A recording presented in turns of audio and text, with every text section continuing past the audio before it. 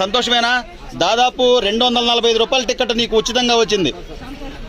సంతోషమేనా? ఇప్పుడు రాను పోను అంటే దాదాపు 250 రూపాయలు అయ్యాయి. 500 రూపాయల టికెట్ రాను పోను. సంతోషమేనా? సీఎం గారికి ఏం చెప్తావు? చంద్రబాబు గారికి సంతోషం అని చెప్తావు. సో ఈ పథకం ద్వారా అంటే మీ అందరికి ఉపయోగమే కమ్మా. ఏదైనా ఊర్లో ఎప్పుడైనా రావాలన్నా, హాస్పిటల్కి చూపించుకోవాలన్నా సంతోషమేనా?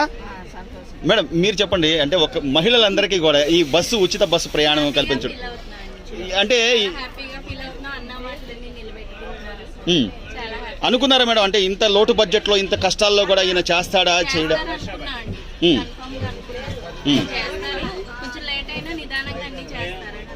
సో అంటే ఉద్యోగాలు చేసే మహిళలకు కానివ్వండి, లేకపోతే ఏదైనా కొద్ది పని మీద వెళ్ళే వాళ్ళకి కానీ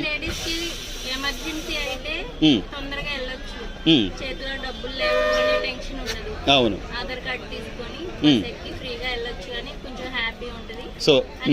సో అత్యవసరమైనప్పుడు అంటే మనం ఇదేం సరదాగా వెళ్ళి వచ్చేది కాదు కదా, మన అవసరాన్ని బట్టి వెళ్తుంటాం తప్ప. ఈ పథకం అనేది దీనికి స్త్రీ శక్తి అని పేరు పెట్టడం కూడా ఎలా అనిపిస్తుందమ్మా? సీఎం గారికి ఏం చెప్తారు మీరు? రైట్. అన్ని పథకాలన్నీ వస్తున్నాయా పిల్లలకి? తల్లికి వందనం,